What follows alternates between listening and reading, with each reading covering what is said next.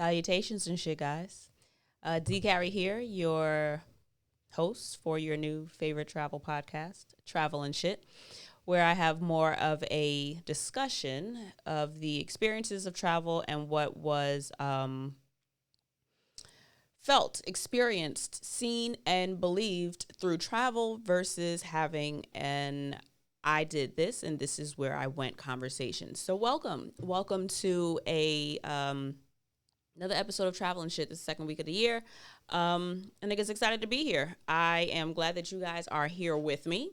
Appreciate you guys for coming along on the ride, and I'm really excited to see what all 2020 brings. Yeah, so if you would like to see the visuals, cause the kid got a haircut for y'all.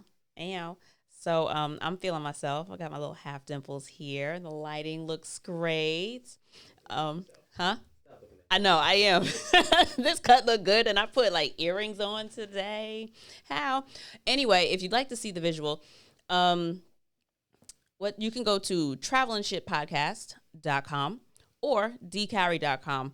And the visual will be up on Wednesday. So if you'd also like to hear this week's podcast earlier, you can go to my website and check it out there. Otherwise, this will be live for you on Thursday.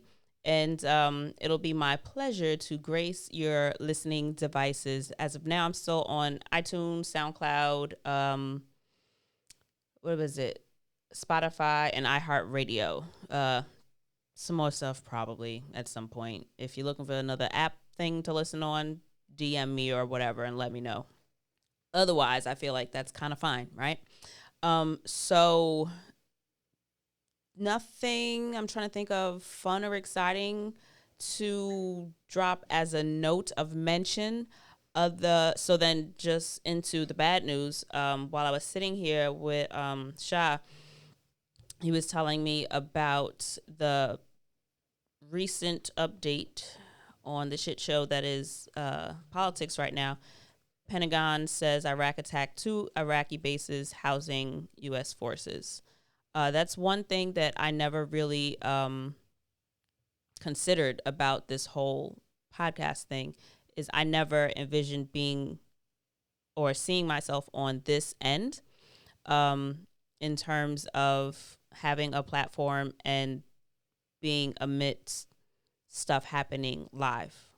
I don't have any more information other than what CNN.com is saying, and essentially, in a nutshell, the attack comes days after the U.S. killed top Iranian general Qasem Soleimani in an airstrike in the Iraq capital of Baghdad. So if you've been under said rock, or if you've just not paid your bill and didn't know until you ran and got your shit together to listen to the podcast, somebody's president, Trump,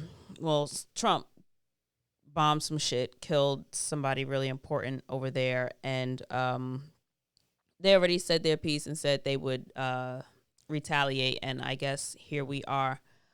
Pentagon said Tuesday that Iran launched more than a dozen missiles at 2 Iraqi bases that hold U.S. troops in response to the U.S. airstrike that killed a top Iranian general last week. So all those memes were fun and games because, Black people especially have a knack for just being really great at, facing all types of ills and qualms and issues in life with comedy and with humor. It's a defense mechanism, and I am no stranger to it myself. However, it immediately becomes not funny when you have family, friends, and loved ones that do serve in this military and realize that their lives and their safety are very much so at risk, as well as those of us that live in, states that are, terrorist targets. So yeah, shit's real. It's real. So as a traveler, as someone that does love seeing the rest of the world, it's very sad to be reminded that it's sad to be reminded of the human condition that not everybody gets the fuck along. And sadly, things become big problems like now. So I guess I don't want to say ask, but just be aware of what's going on, y'all, because you know that nobody is going to protect you like you. And as a New Yorker, not only is there the whole see something, say something, but everybody knows the whole idea. Well, not everybody, because not everybody has that same situational awareness. And sadly, I've seen it happen more times than I'd like to.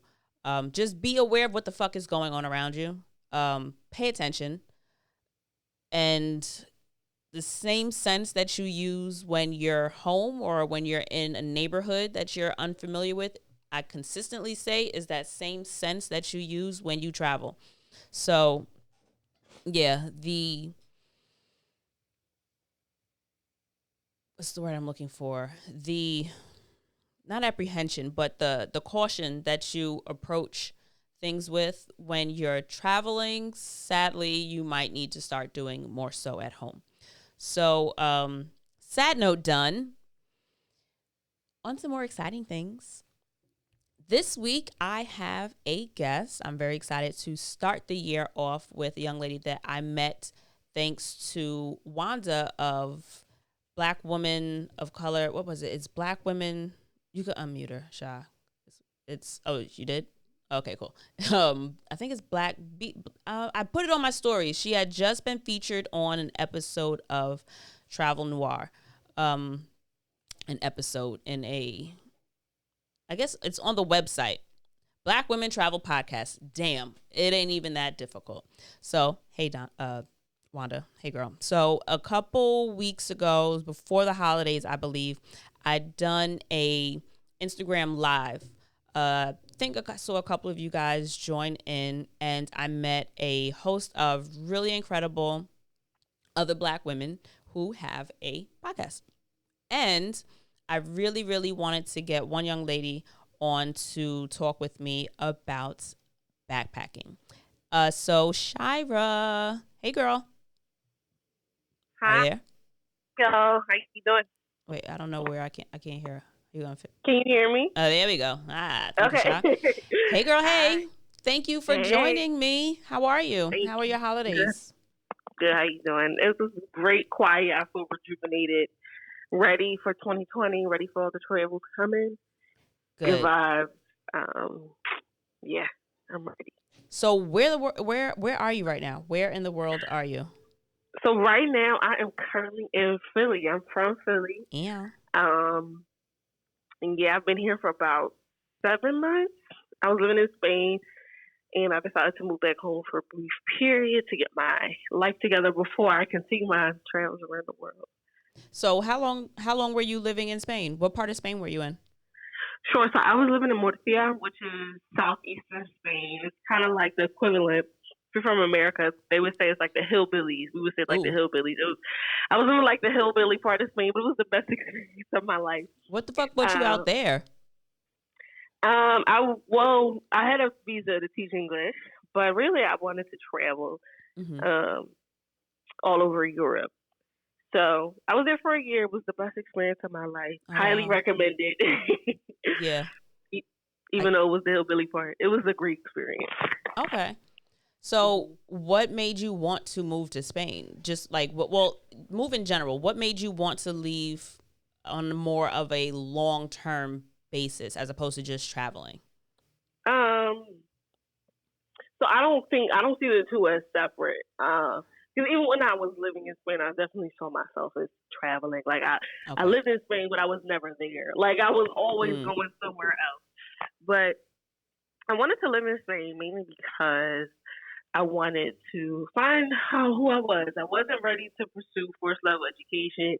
Definitely wasn't gonna go. So I had graduated from college that same year that I moved. Okay. I wasn't gonna go work for a corporation or like a nonprofit or just get a job. I said no, I'm gonna move abroad. And honestly, I can be a very impulsive person at times. And so 6 weeks after my backpacking trip, I said, I'm moving to Spain. I just got the idea. And I had already spoke Spanish because I studied Spanish. Spanish was one of my two majors. So language wasn't going to be a barrier for me. Oh, sweet. And 6 weeks after my backpacking trip, I said, I'm moving to Spain. I just got the idea. So you I'm leaving. Backpacked there after you graduated? So yes, I backpacked a few different cities in Spain right after graduation. I went to 14 different countries in 8 weeks. Oh.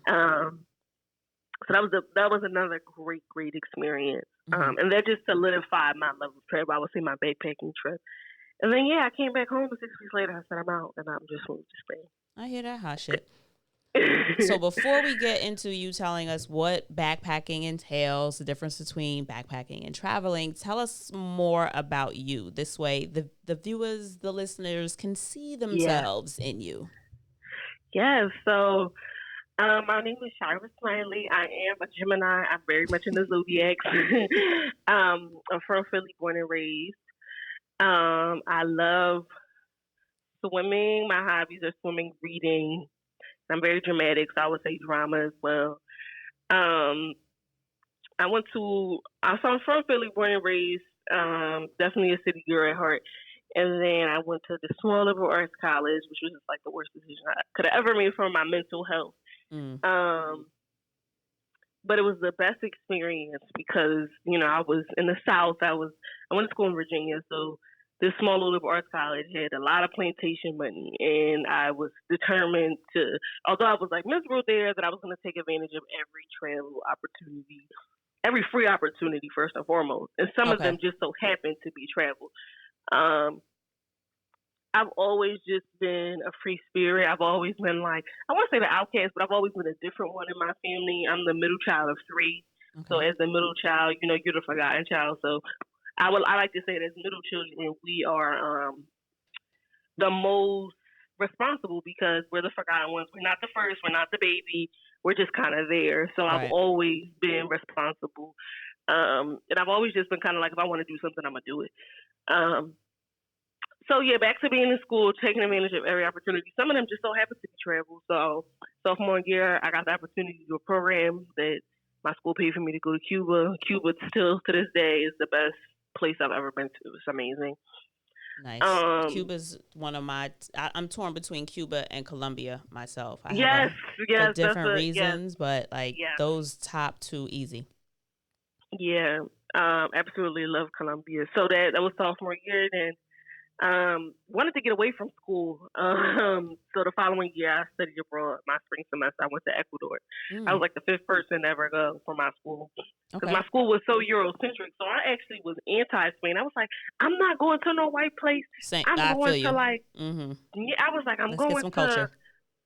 Different culture. I was actually thinking about going to Brazil, but I said, I'm studying Spanish. I got to go to a Spanish-speaking country. So I chose Ecuador. Ecuador was, I had a bad host mom, but Ecuador itself is a beautiful country. Colombia is even better, and it's right above Ecuador. So because I was thinking about Ecuador this month. Yeah, Ecuador is nice. Definitely not better than Colombia. So I would say actually Colombia was my first backpacking trip because so Colombia and Ecuador, they share a border, and so you can literally walk from Ecuador to Colombia at the border, like on one side you're Ecuador, on the other side you're Colombia. So me and my friends, when you're a tourist, and I would say at this time I was definitely a tourist, you just want to do everything possible. So and when you don't have a lot of money, you find ways to do things for free. So we just said, let's bust to Colombia. So from Quito, Ecuador to I can't not Cali. Like I'm blanking on the name of the border city in Colombia, but we bus for like 18 hours to Colombia, and we just like backpacked for 2 weeks. So that was actually my first experience with backpacking, and then from there I was just I went home and I finished out my senior year. That was all a blur. And then once I graduated, I had to have, when, especially as a senior in college, people always ask me that stupid question, what are you doing after school? Right. Anybody listening, please don't ask people that. Like, they don't know. You'll find out on Facebook or Instagram. That is the worst question that you can be asked. And although that question irritated me, it was good because I also had to, at the end of the day, ask myself, what are you going to do, Shira? And I had to be really honest with myself. Right. So I, towards the end of my senior year, I want to call it March or April, I was like, you should probably just get a job. So I started interviewing. I got this job at this corporation. It was great money. It was like, with bonus and everything, it was going to be like $70K a year. Wow. What did you go to school for? Um, I went to school to. I actually my major was American Studies and Spanish. My focus was in housing policy post World War II, though, Oh, because American Studies is a general.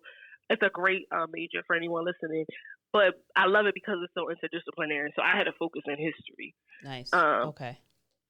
so, but Interesting. yeah, like I said, their plantation money and those resources and those connections that they had, I was able to get this job. And I remember I said, okay, like, 70K is more, that's probably about three to four times as much as my mom has made as a full grown adult Right. with three children. So I couldn't fathom like $70,000. Like, so I said, okay. So you got to take your shot. I was like, I knew deep in my heart that's not what I wanted to do. I am not made for corporate America. I was already at a predominantly white elite school. I knew that environment wasn't going to be for me, but it was just so much money. So I went to go sign like the electronic offer letter, and Mm-hmm. literally I could not do it. Like my hand, literally, I was doing it on my laptop. I just couldn't do it. So I never signed it. I never signed the electronic offer letter. I Wow. rejected the offer. You left I 70K on the tried to. table. Like, I legitimately, when I tell y'all this was like an inner and outer body experience, I literally physically could not do it. And so I said, okay, I'm not doing it. So that was like April. So I said, okay, what you want to do? So Damn, sis. I uh, don't know if I could walk away from 70K. 70 racks. Even now, I'm not making. I came back. I'm not making 70 racks. I'm making close to it, but I'm still like, I could have. If I would have stayed on that path, I may have been miserable, but I could easily be making six figures. I could easily be making 100K right now. But that's not the path that God. I believe in God. And that's not the path that my ancestors and my spirit guides. That's not the path that they had, that they envisioned for me, and that's honestly not what I envisioned for myself. Okay. Um, so I sometimes do think about it now that I'm back, and I'm like, ugh. And we're gonna talk about like the debt that I accrued while in Spain. But yeah, so that was the end of that, and I had been working like 3, 4 jobs in school, and one of the girls who I worked with at a cafe, she was like, you should just travel. Like, me and my friends, we're going to travel for a couple of weeks. I was like, how much is it going to cost? She was like, $3,000. I was like, well, that's not bad. And $3,000, like $3,000 is a lot of money, but in the Mm-hmm. grand scheme of things, in the travel world, and what you can get from Europe is not a lot of money. Right. It's not. And how long was it going to be for? How many weeks? So she told me that their trip was going to be like 6 weeks. I'm like, but she told me they was going to do like 4 or 5 countries. I'm like, oh, I could finesse this because I'm a cheap person. Okay, I have been financially supporting myself since I was 14 years old, so I know Wow. how to finesse and I know how to stretch a dollar. Okay, Mm-hmm. so I'm like, I could do that too. So I saved my money. I had scholarships and financial aid throughout school, so that wasn't really an issue. Mm-hmm. It was just about supporting myself. So I saved my money and I just said, I'm going. And literally, I, this is the honest to God truth. I started in London because London was an English speaking country. Okay. And I drew a circle around, like a circle. Like, you know how, what's those things called that you use, that those Like the sensors push that you got to pins? use to make a circle? A circle, like a perfect circle. I I know don't what know you're what talking it's about, like a called. compass Yeah, like or compass. the what? Yeah, I know what you're talking about. Yeah, that you use in like math class. So I used that to draw a circle around Europe. I started in London, and that was the route that I used. And you know what? What's funny? That backpacking trip, I realized that me and Beyonce, Beyonce was on her I think it was her first Mrs. Carter World Tour, Mm-hmm. or maybe it was the On a Run tour. She took the same route across Europe. So I was like, you know what? When it was all said and done, I'm like Beyonce because that was Right. how I would justify it. Because me and Beyonce literally, like, I was like a day or two behind her. I Oh actually damn. met her backup dancers when I was in Italy. But yeah, so that was how I came up with the idea. I hated my school. I knew I wasn't going to pursue fourth level education. Fourth level education, like becoming a doctor, lawyer, get those master's programs. Those programs easily can run you $200,000, Mm-hmm. depending on what you're trying to go into. I wasn't Right. ready for that debt. No question. Definitely wasn't ready for like to do the corporate thing, a job thing. So I just did this. I said I'm gonna find myself because I had to ultimately when people ask that question, what are you going to do? It's like, well, what am I going to do? Who am I? You know, it spurred all those questions, and I had to be honest with myself. I'm a very transparent person. And honestly, though, and so I don't want me to cut you off, but I'm glad that you took that time to actively figure that out, because I think a lot of people don't give kids, because in college you're a kid, they don't give kids the opportunity to figure out who they are. You spend all this time in school, but nobody, like, school doesn't necessarily cultivate self-development. You know what I mean? So you go from school and then jump into a job, working for somebody else, having somebody else tell you what's good, what's, profitable, and what is acceptable. And I'm really happy to hear that you had the insight and the foresight to say, you know what, let me take a step back, fuck the bread, and let me figure out, like, who I actually am as a person. Yeah, for sure. Yeah, I wish I definitely think that school is like just looking back, it's so toxic. Like it definitely, school teaches you how to be an employee fundamentally. Absolutely. from elementary school all the way up into college, and so that's not my path. There's nothing wrong with. Shout out to all the people that's keeping our economy going and that's working. I see y'all people that's really in the trenches taking care of their families. I respect it. That's not my path, and I know that. Right. And I just had to be honest with myself. So I did my backpacking trip, and I did backpacking because it was the cheapest way. I'm like, we already established I know how to finesse a coin. And I talk about this on my podcast, Black Girl World Travelers. I define backpacking as you living out of a backpack for an extended period of time. Now, for me, I would say in order to really understand it, you have to do it at least 3 weeks to really understand what it means to be a backpacker. But everybody's experience and definitions are subjective. That's what I think, just for you to really understand. Because when you have so little, and you have to constantly reuse resources, and you only living off of what you have, what you can fit in your backpack, it really teaches you a lot about yourself. And a lot of the things, especially coming from a capitalistic society like America, where everything is buy, and you need this, or you supposedly need this to fit in, or this is an idea that you always need more. Not having that and just only having what I could carry was a truly humbling experience. And I think that my backpack was really just a metaphor for my life, like the emotional baggage that I couldn't handle, the actual baggage that I had to handle, like lug around all these damn countries. But that's what it became overall. But honestly, I started backpacking because it was the cheapest and easiest way. I definitely didn't want to check bags. Right. So, and I didn't have to. I could just go. So I could just go. Go ahead. Would you, first of all, how big is your backpack? So it's I don't know if you've ever.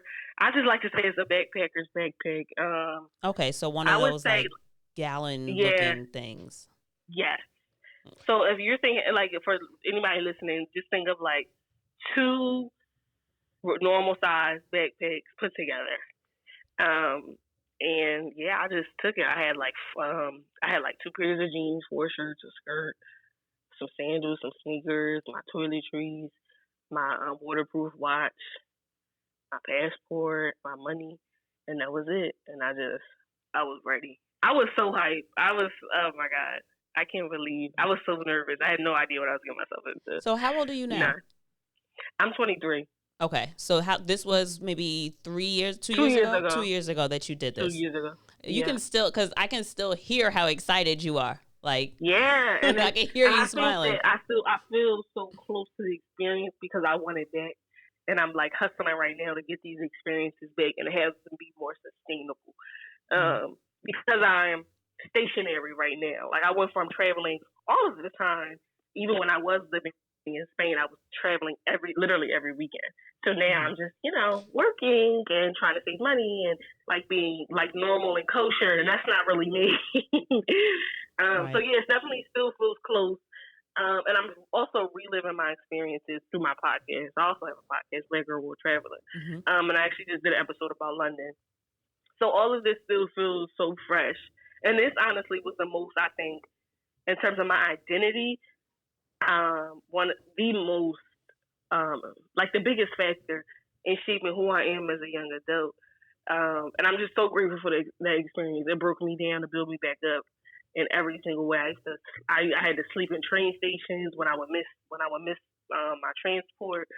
I would meet people from Estonia and talk about their experiences in North Korea. Like, I just, like, a little girl from the hood, like, that's not normal. Like, you don't think that that's going to be your future. But when it is, and when it's your present, it's like, okay, now I can really do anything I put my mind to. Absolutely. And honestly, I feel like if I wanted to walk on the moon, I could. Can't nobody tell me nothing different. And traveling gave that to me. No textbook, no experience I've had in the classroom gave that to me. Real world life experience gave that to me, and that's what I believe in even more now. Like, where I'm working, like, a normal 9 to 5. I'm like, this is cute, but this isn't life. This is what you got to do to take care of yourself. But right, there's no reason why you should be miserable every day, waking up just to go to a job so that you could get that little week here and there to be happy or to feel like alive or to feel like you're enjoying something, and then go back to grind just so you can sporadically at certain times in your life have a good fucking time for like longer than your weekend or like the 3-day weekend and stuff like that. Yeah, I don't know how, and I empathize because I was raised by a single mom. I'm making more than she ever has made as in her life, and I don't have children. Also, so I empathize with women specifically because I love women. I am a woman. I know how hard it is for us to exist in the world, no matter where we are in the world. I empathize with people who get up and they work just to pay bills, and that's it. That's all they know. Like, I'm working for a specific thing so I can make my next travel move, but so I know there's an end date. But for people that do this over and over, and like you said, they only get a weekend or they only get a week, like when they can take PTO. That is no way to live. And I'm telling you, anybody out there, Spain literally changed my life. Like, it was therapy, and I never had to sit in an office and talk to somebody. Never had to pay them co-pays. Even though I am in therapy now, and I definitely, as a Black woman, recommend therapy. But I just quit that job. If you're listening, quit that job. Fuck it. I'm totally about doing what makes you happy. Because like, a lot of times I feel like we as people, we do things based off perception and what people are going to think about us. Fuck what people got to say. I got to live in my skin. I have to look at myself in the mirror. And if I'm not happy, then something has got to shift, because my life starts and ends with me. And so that's just what I've always tried to, like, tell myself in moments of doubt while I was traveling, when I was, homesick, or when I just thought I couldn't do it. When I, around week 6 of 8 of my backpacking trip, I was like, I'm ready to go home. Like, I'm tired. Oh, really? I can't take this. I'm got 20, 30 pounds on my back. Like, I'm ready to go home. And I was just like, no, you got to finish it because you can, and you have to finish what you started. And I started in London. I ended in Iceland exactly 8 weeks later. So how did you support yourself while you backpacked? Did you solely live off of the money that you had saved up? Yes. So I did not work. And I don't recommend this, but yes. And now I've learned, like, about residual income and having multiple streams of income. So even in like the 2.5 year difference, like, my perception of money has changed. But yeah, so I just use money I saved up. So it's all about investment.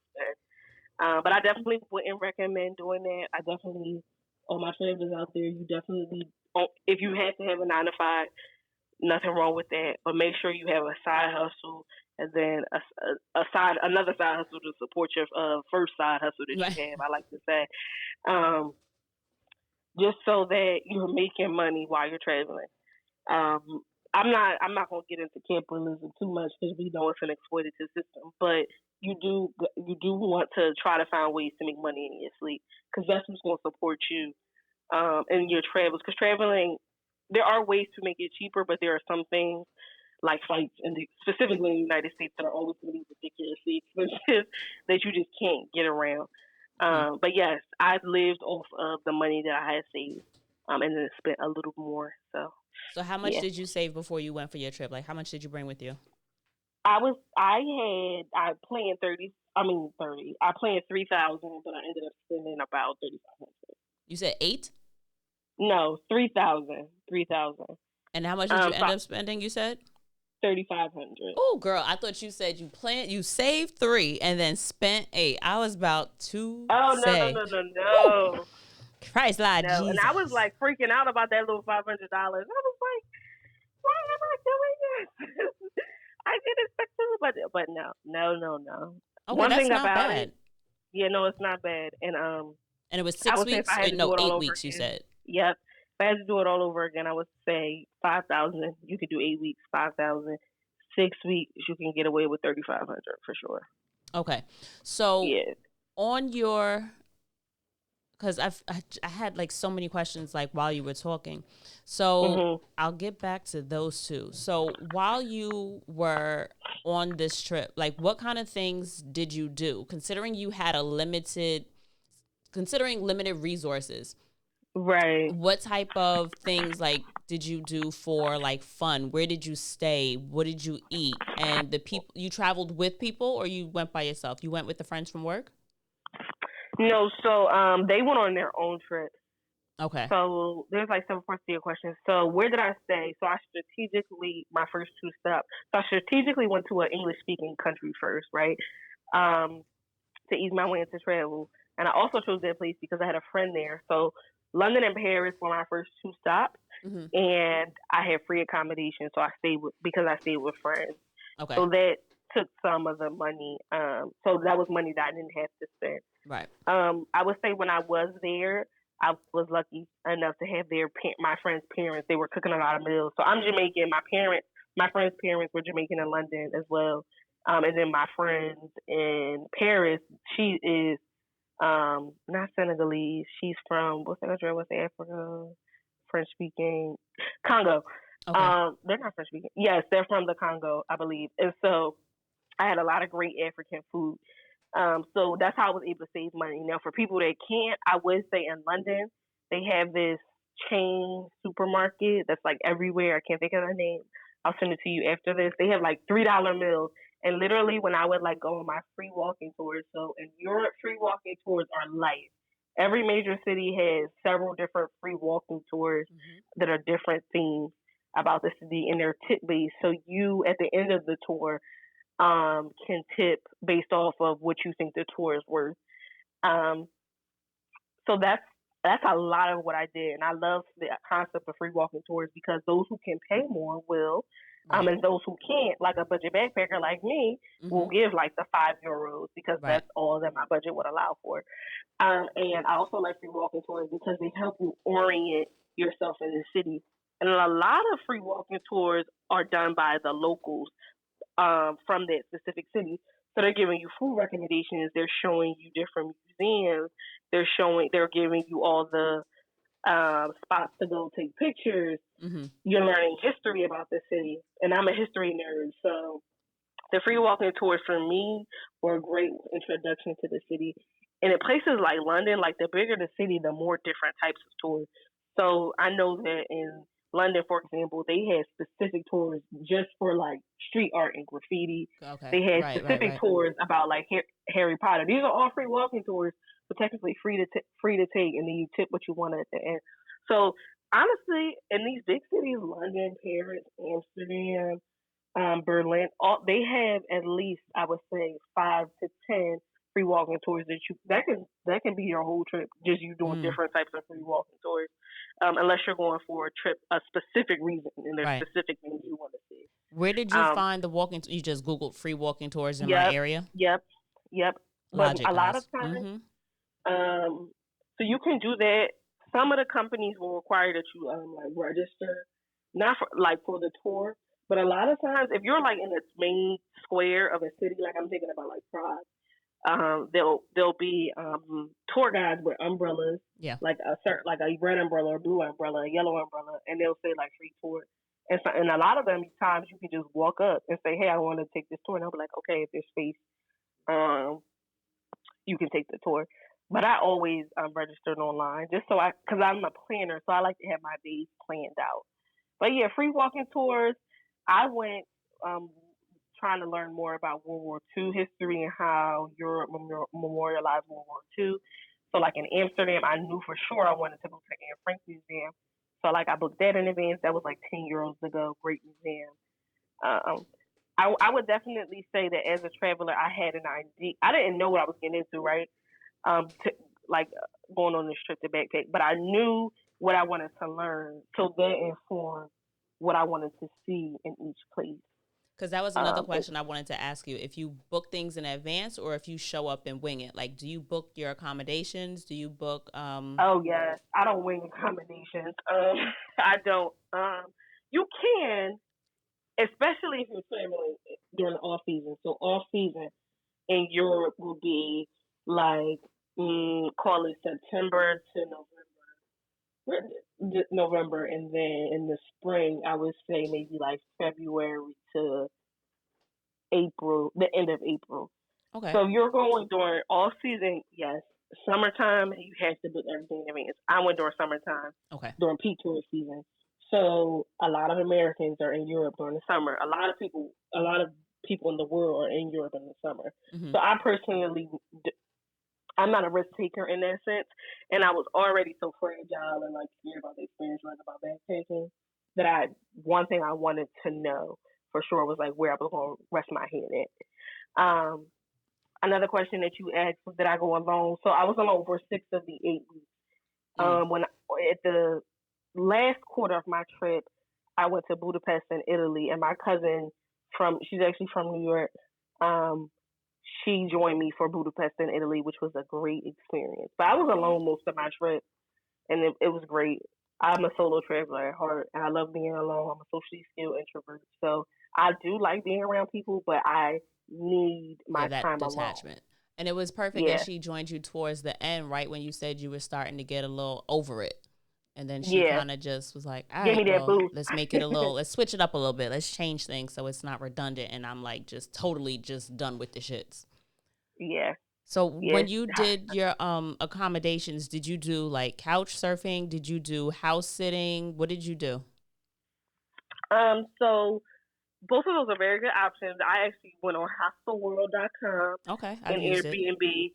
I actually, as a travel, like as a person who travels, I would say stay away from hostelworld.com. Not because it's not a good site.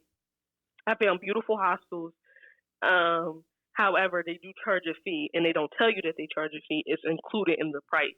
Oh. So, for example, if you see a hostel, like let's call it a 8-person room for $12.39, right? Mm-hmm. That's a very low price. But if you see it for $12.39, the actual room might be $10, and Hostel World is keeping it $2.39. Now I know this because I am the nerd that like reads the fine print. Mm-hmm. That the like illegible fine print that you agree to all the terms and conditions. I'm about to say, you read the terms and conditions. Yes, I have. Yes, I was.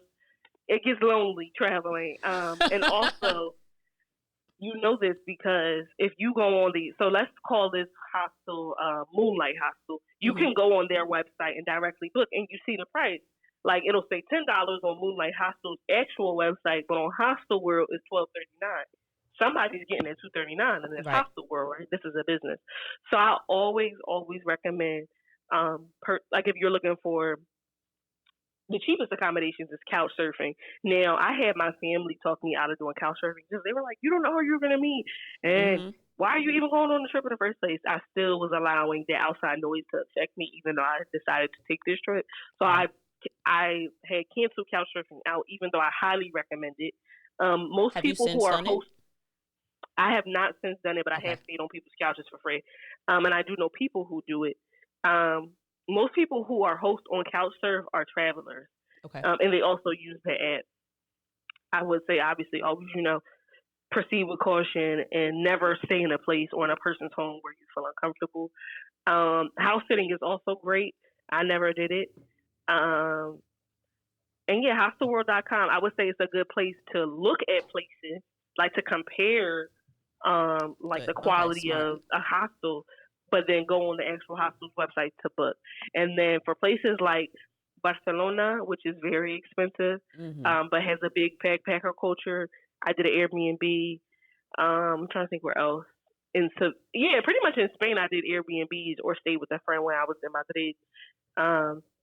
But I'm all about hostels. But now that I'm a little bit more, I guess, experienced with my travels, I want my own space. So Got it. I'm okay now with paying that extra money for my own room. Okay. Hmm. So you would say then a suitcase immediately discounts you as a backpacker, correct? Or no? Um, yeah, me, for my definition, yes. You got to carry. Are you carrying? Does the suitcase have bag strap? Are you carrying it on your back? There's something unique about the backpacking experience when you're carrying everything that you have on your back. It is a metaphor for your life, literally.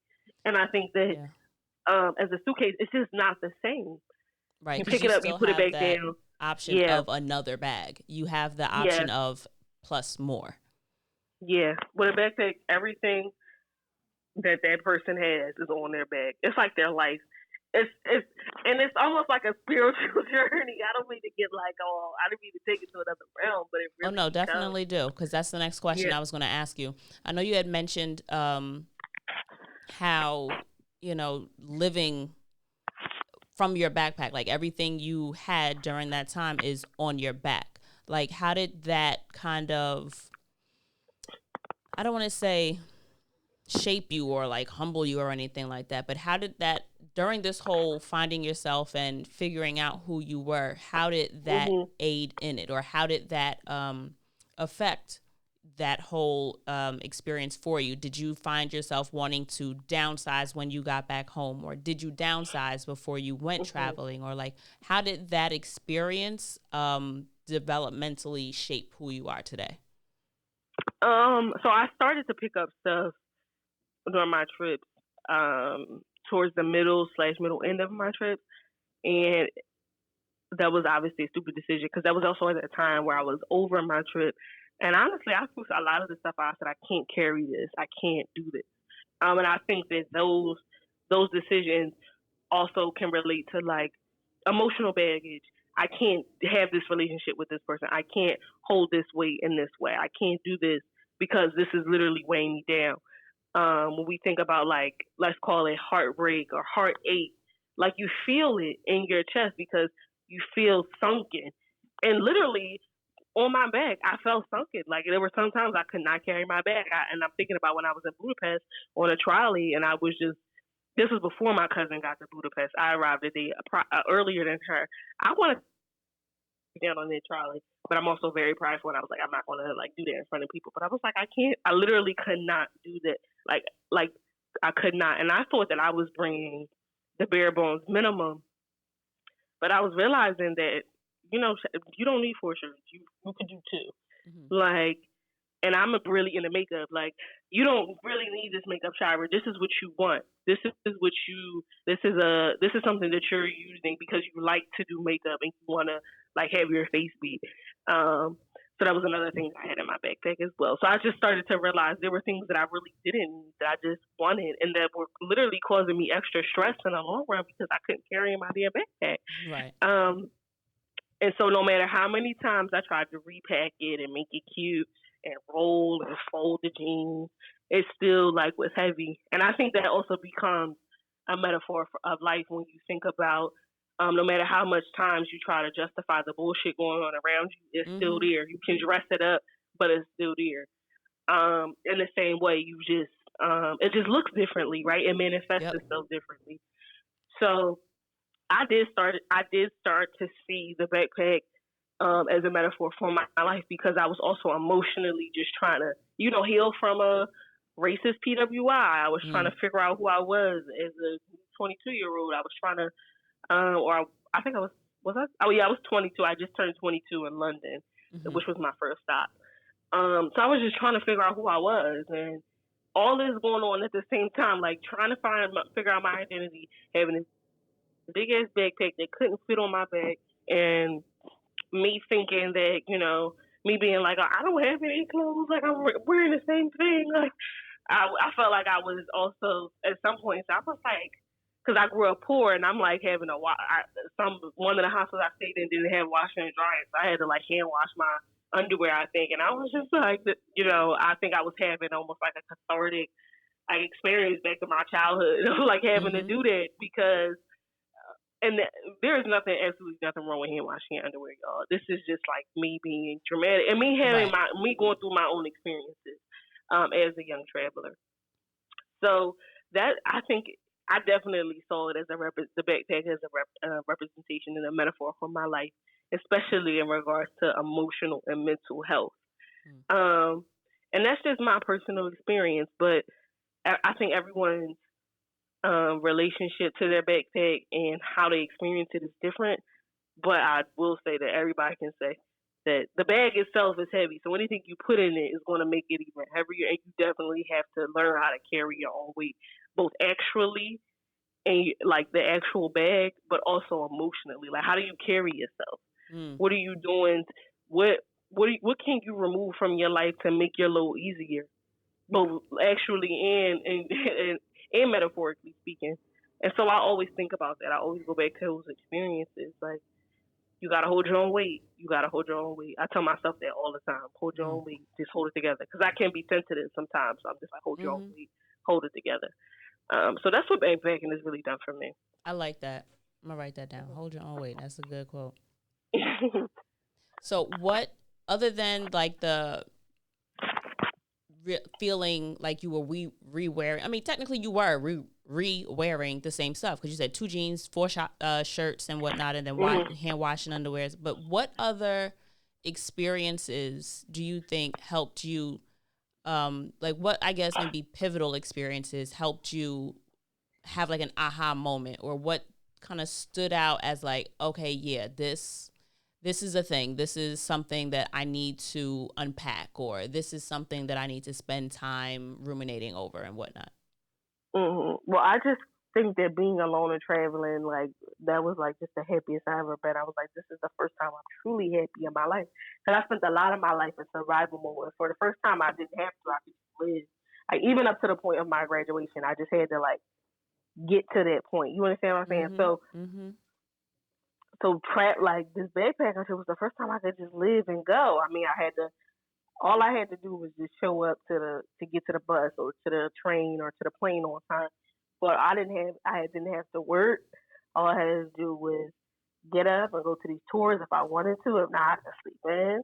I could waste my time. I could just do whatever. So I think that happiness that I got to just be alone with my thoughts, really was a key moment for me. And I think that, trying to think, like in Italy, I would say Italy was particularly difficult. Italy is a gorgeous country. It's a beautiful country. And, there's certain stereotypes that come out that are about Italy, like how Italian men love black women. Now, it's one thing to like hear that. It's another thing to experience rampant sexual harassment. Wow. In the country, where you don't speak the language. So I'm fluent in Spanish. I can kind of understand Italian because they're both Latin-based languages, but I would not say that I could speak Italian. And so just, walking down the street and just cars stopping because they think you're going to get in. Like, I've never been I've been catcalled in the U.S. I've never actually been treated like a prostitute before. Right. And so those experiences, I think they hardened me because I would just be so angry, like how dare they? Like, I would think, like, how dare they? And just like I'm not used to just having my body touched, so like I'm not used to that. I'm big on consent, and so having people just almost treat you like a circus and like an animal in a zoo. That was a new experience for me. Absolutely. But me being a prideful person that I am, going back to hold your own weight, I would never give them the satisfaction of seeing me like cry or like upset. I always wanted to be strong in those moments. But then go back to my hustle and then cry about it, or when my cousin was with me, debrief for her, like just have somebody to talk to share that emotional burden, I would call it, with. I think that was really pivotal for me. I think that when I went to Poland, going to the concentration camps, I'm really big on spirits, and I feel like that the Auschwitz-Birkenau death camp, because there was a work camp, it's, Auschwitz-Birkenau 1, and then there's the actual death camp.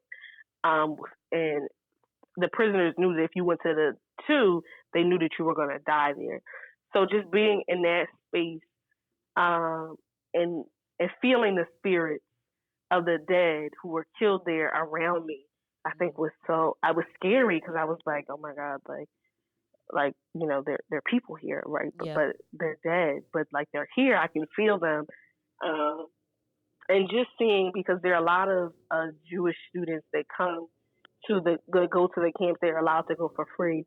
And just seeing like kids cry does something for me. So like I remember there was a group and they were speaking Portuguese. I speak Portuguese pretty well because I took it in college, and I just like seeing those students like break down, it made me cry. And I remember I sat on this step and I just started crying. I always try to hold my own weight. I never try to cry in front of people, but it was emotionally overwhelming. And I think that everyone should visit a concentration camp once in their life, not just in Europe, because that's not the only place where we've had Holocaust. Even though that's the one that history likes to remember. Right. Because that's the only one I would have thought existed. Yeah. But like I can think of like Belgium and like what they did in Africa and like all the people that those like their dictators that killed. I would call that a Holocaust too. But the one in Germany is the one what the Germans did, is the one that we remember. So being there and being around those dead spirits and being literally in the chambers where people like were killed, and you see people like they thought they were going in the showers, but really they would turn on the gas and suffocate them. And seeing like where they would line people up and just shoot them like with the shooting squads. Right. And at the death camp, there's also like every house that they would have like these little houses. They turned it to like a museum to represent the different countries that one way or another had some involvement in the Holocaust. Just seeing all the information and learning all that history that you know, history is taught horribly in the United States, in my opinion. Oh, it is. It is. Seeing that history, I think, was so eye-opening because I'm a history nerd. But I would definitely say being around the dead spirits was a defining moment of my existence in Poland. I think I had an ignorant traveler moment in Amsterdam because when the sort of branding of Amsterdam is, you know, legalized prostitution and weed. And I think that I had got caught up in that. I didn't really want to go to the red light district. I did take a tour of it during the day, and seeing how like women are like plastered like dolls, I personally didn't feel comfortable. I know that they like the women are there supposedly on their free will, and they're doing it to make money, which I totally agree with, but which I totally support. Excuse me. I just didn't feel comfortable, but I definitely think I got caught up in like, oh, this is free weed, and like I got real high in Amsterdam. Like the drugs in Europe is different, y'all. Real strong. And I think that having that experience like by myself really shaped. I was like, wow, like I'm on like this is why people do drugs, because it like opens up a different part of your brain. Like I remember just having like out of body experiences. And these are things that you do like right as a young traveler who really sometimes feeds into like the stereotypes or like the big branding, the marketing that you hear about a country. I think in Iceland was my time to really reflect. Like I remember Iceland is so expensive that you just want to stay inside all day, y'all. Okay, by the way, that was my last trip. That was my last stop on my trip. But they have really cheap. Well, they did have cheap flights. That airline went out of business, Wow Air. But so Iceland just gave me the time to really reflect, and it's also really really cold all year because I went in like July. It was 40 degrees. So I think having that time to reflect in Iceland was also really monumental because I had to just sit and just think about my experience and think about what I wanted to do going forward.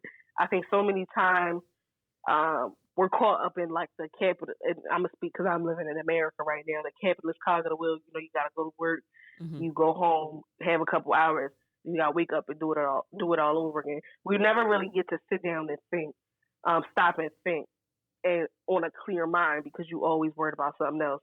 Now with this trip and what it did for me, I didn't have none of those issues because I didn't have nowhere to go. Like I didn't have a deadline. Right, I knew that I was leaving on a certain date, but in between those days in between, I could do whatever I want. I could sing, I could walk to the park, I can go on 10 walking tours if I wanted to. I could go out to eat. I could meet people. Like, I could just do whatever I want. Right. You could So in stay there Iceland, and sleep all day if you wanted to. Go yeah, and I damn outside. sure did. I'm thinking about Poland. I was in Poland for like 6 days. Probably slept for 3 of them. But I still got a lot done. But yeah, just in Iceland, just having that time to reflect. Like, okay, what do you want for your life? You know, how do you want to live your life? I knew I wanted to live my life in truth. I know I wanted to live my life in a way that was satisfying to me and not to others. And I think that traveling gave me that, right? Because if I'm this happy by myself and doing and traveling, I want to continue that happiness, right? Like, I want to replicate that in every aspect of my life. Yes, I have to go home, but how can I keep this going? 6 weeks later, I moved to Spain, and here we are a year later. So those are all the things that I think I got. You'll hear more about it on my podcast, just because I'm going to go through each country that I visited, and what I got from each. But yeah, those were like the major things that I can think about. Okay, so I have like just a few wrapping up questions, because like, sure, I could talk to you all damn day. Like, I love listening to you talk about travel. I feel like you've got a really mature insight on travel, and I love hearing, because I'm 34 and I just started traveling when I turned 30, 31. Like, this January, this makes like the 4th January that I've been traveling, I think. Yeah. And I love seeing younger people traveling, like when I'm out and about, and I'm like, I really wish that I would have, experienced this so much sooner in life, because I feel like I would have been, not to shit on the development that I've made so far in life, but like, I just feel like I could have been here 10 years ago, 15 years ago. So what were you doing 10 years ago? Oh, 24-year-old me. Shit. And you know what's funny? It's so funny that you asked that, because, okay, so a little thing about me. I'm not a retentive person. I don't really retain information very well. I especially don't do, and I do enjoy history, but in terms of just because of the stories. Like, I love stories. I don't hold dates and times well. So when I'm thinking of a year of my life, I don't really have anything. Like, I know at 25, I had the biggest birthday party that I'd ever had. I threw it myself. I bust my ass. I made money. I had a good time. Like, it was fucking amazing. So 25 was a great birthday. I remember 26th birthday, flop. I have no idea what I did at 24. I think at 20, nope, don't know. Oh, nope. Was I at the beach? I think I was dating some tall, skinny nigga who shall remain nameless. And I mean, I moved out by 22, 23, 24 just seems real dry. Like, that whole, it's a new decade. It's a new, what were you doing, 10 years ago, you? And I'm like, I don't have anything too wild to, not even wild, but I can't think of anything pivotal. Like, you understand what I'm saying? Like, I was just working a basic ass job. I supported myself. I had my own place. I had my dog. Like, we was chilling, but there was nothing that I can remember as being like really exciting about my life. I mean, I bartended. I probably had like 3 jobs at the time. I think I was still teaching dance class. I don't know. But 24-year-old me was just trying to figure it out, I guess. Or I don't even know if I was trying to figure it out. I was just going through the motions. I was just doing what I thought I was supposed to be doing. I had my own place, and it was, I think at that time, my brother, if I was 23, that means my brother was 15, 16, 17. So he was kind of on his way to college, but not. So if he was still, when my brother was in high school, I know he spent, if he was 17, I'm trying to figure out the 8, because we're 5 years apart. So did I have my own place when he was living there? Yeah, I feel it, because I know my brother used to spend so much time at my apartment before he went away to school. And I do remember that being a really, really fun time for us. So that's really the only thing that I can think back on.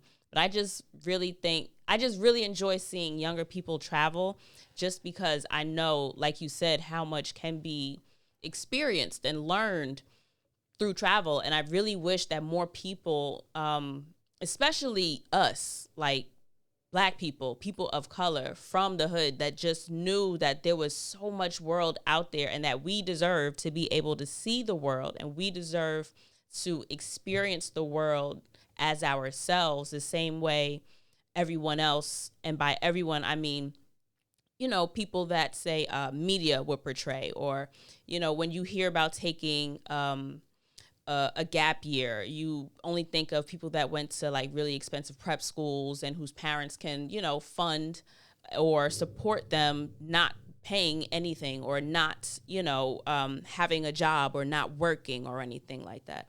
So I really, really do wish that everybody would be able to have that experience. But I say all that to say, do you think that you have to do budget accommodations to be a backpacker? And does the length of a trip make a difference?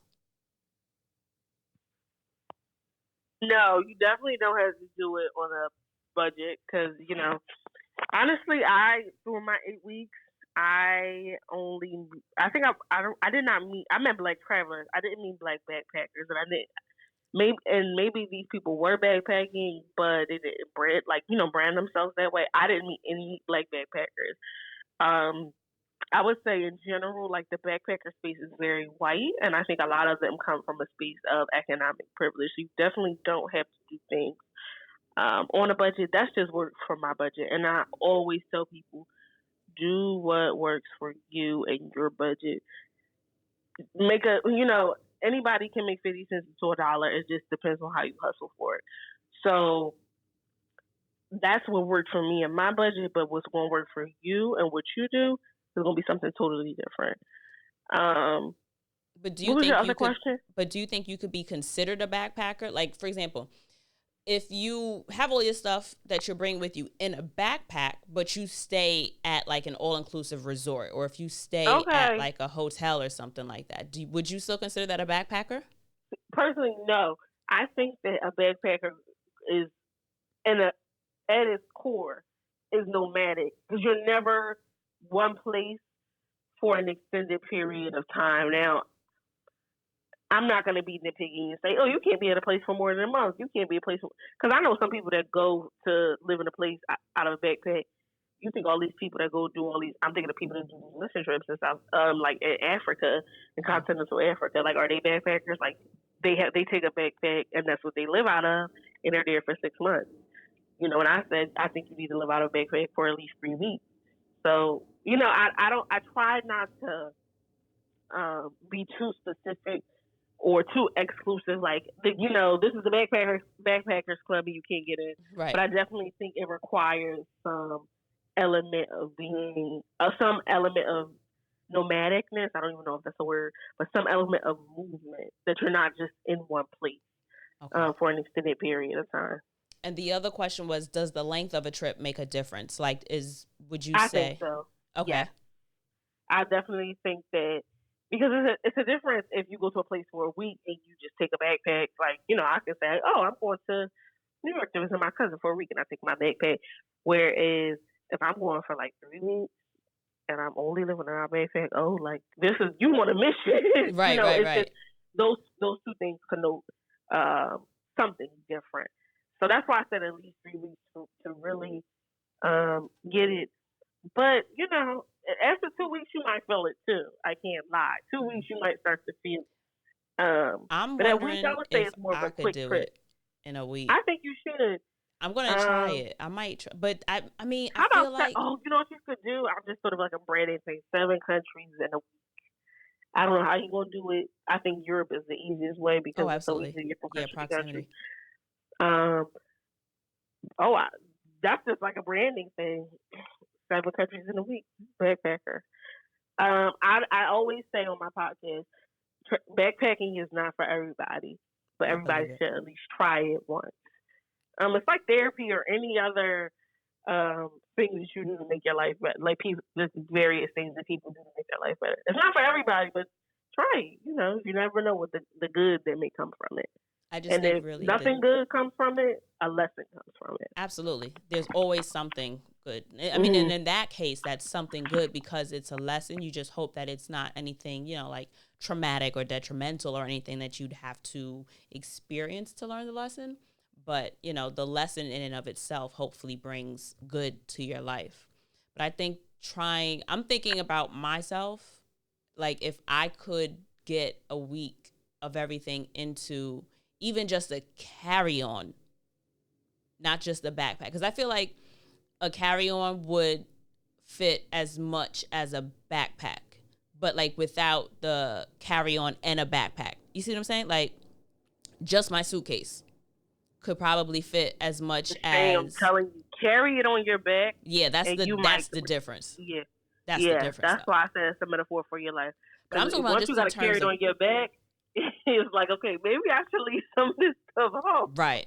Because I'm thinking of just in terms of bringing things, like how simply can I live? You know what I'm saying? Like how long can I know I could do it because every time I come home with at least a packing cube of shit that I didn't wear. You know what I'm saying? Yeah. But it's like in terms of just in my mind, because I'm one of those worst case scenarios, I can think of so many different ways that something can go wrong.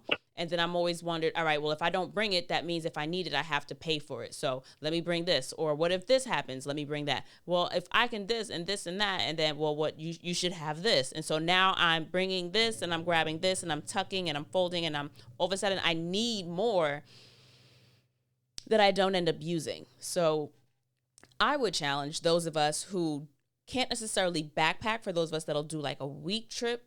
How much shit do you really need in a week? If someone like Shira can travel, function, and live happily for 8 weeks out of a backpack, should it really be that difficult for you to get everything you're going to need for 8 days, 9 days into a regular backpack? You understand what I'm saying? Like we should be able to, I would say that should be maybe, I think I'm going to set that as a goal for 2020. I can't necessarily do the extended travel yet in terms of the backpacker thing, in terms, like the 4 weeks at a time, 6 weeks or anything like that. But I would like to commit to getting a week of my travel life into a regular size backpack. I think that would be equitable to 3 weeks of a backpack in a regular backpack. Possibly. Agree. And guess what? I love what you said. I love how you worked through it because you made a scenario that works better for you, right? And that's equitable to like the experience that you would get as a backpack, but you tailor made it to your needs and what you can do. So yeah, beautiful. Thank you. And so my last question to you is. What would you suggest? Oh, wait, was that the one? Damn, because I had a bunch, but I want people to listen to your podcast because I don't want to sit here and feel like, I want everyone to feel like they want more because like I still have like mad things. Oh, okay, so this will be it. And then I want you to plug your podcast again and anything else that you're working on. So would you say, or do you think that a backpack, no, I think I answered it myself because I'm like, could you have a traditional 9 to 5? And the traditional 9 to 5 can't give you 6 weeks in a row off. If you had a really job that you could travel, did you bring your laptop with you when you traveled? I did not. Okay, that makes sense. I mean, I didn't. I was scared that it would get stolen. Good point. Yes. But I would definitely lock it up, like wherever I go. Okay, because you can take it. I was scared. Yeah, I was scared because I don't have like an iPad or anything, and I didn't at the time. I was just like, I'm gonna leave this home.